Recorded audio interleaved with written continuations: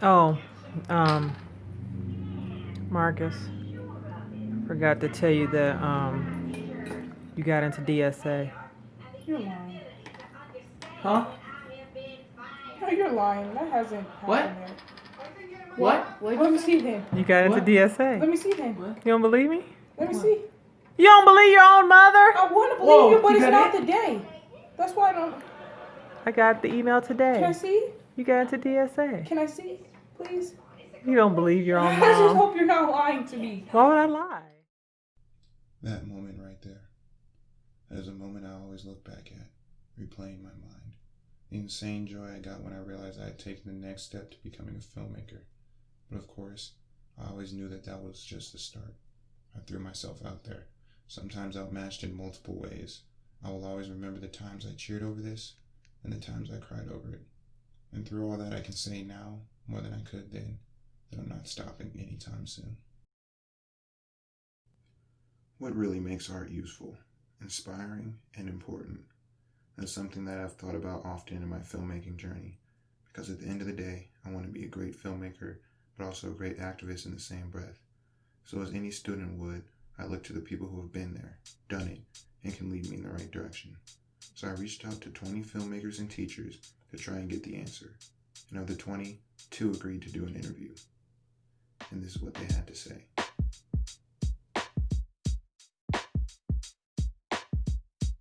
So I am a professor of cinema and media studies at the University of Chicago. I was formerly at UCLA. My research is on African American film history, race and representation in American film, really spanning the silent era and pre-cinema to contemporary film, but mostly thinking about kind of the intersections of politics and filmmaking more broadly. One of the things that I'm really struck by cinema as a discipline, but also just as a cultural artifact and the movies, is how so much film reflects society and reflects life. I was really fascinated by how it can work to perpetuate social inequities, but also can challenge them and work to kind of in the struggle against systemic racism, for example.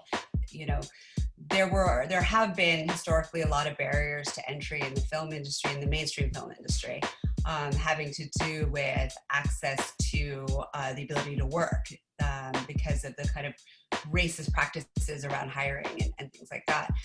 Those things, to a large degree, I mean, there are always kind of systemic questions of prejudice in hiring going on, but those kind of institutional barriers are largely have largely been resolved. In place, you find more implicit barriers, and I think that's the area that needs to be addressed. When you find that those are being driven by African Americans, you find a decrease in the kinds of, obviously, the kind of representations that might be more white imagined notions of what blackness should be or is, right? And so when you shift who's doing the defining, that makes a tremendous difference. My name is Darren Brown, that I do remember. I am originally from Trinidad and Tobago, so probably 60.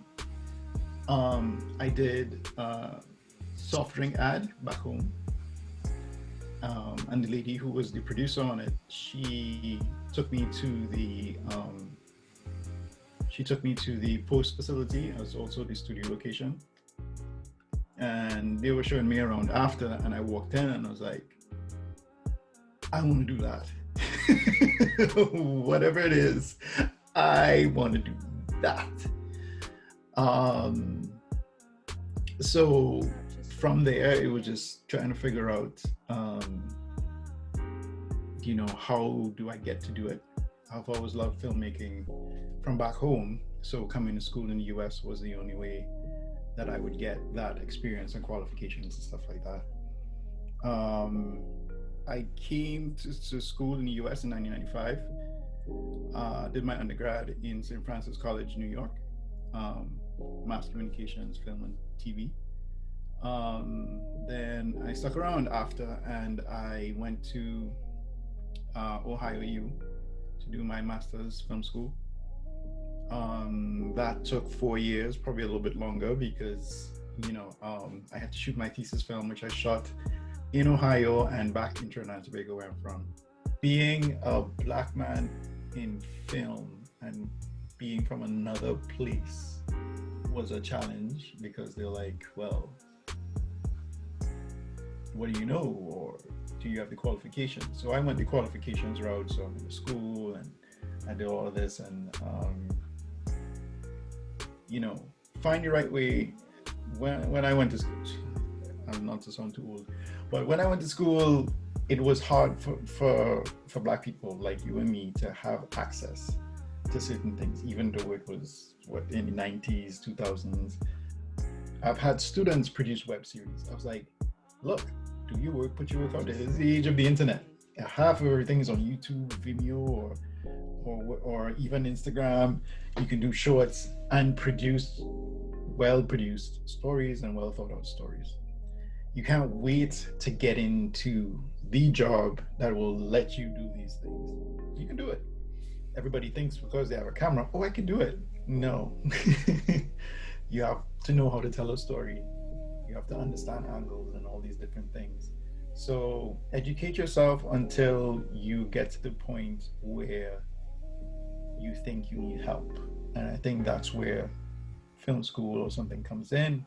Moving forward, black people still need the education, even with Black Lives Matter or anything. They want to know you went to school somewhere and you did this. Because, not because you have the talent, because you could be a great filmmaker already, but you don't have a degree. And it's another way, sort of the institutional stuff sort of pulls stuff away from you.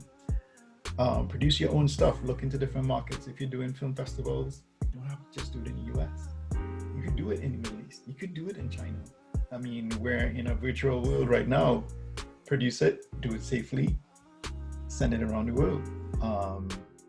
But yeah, just produce.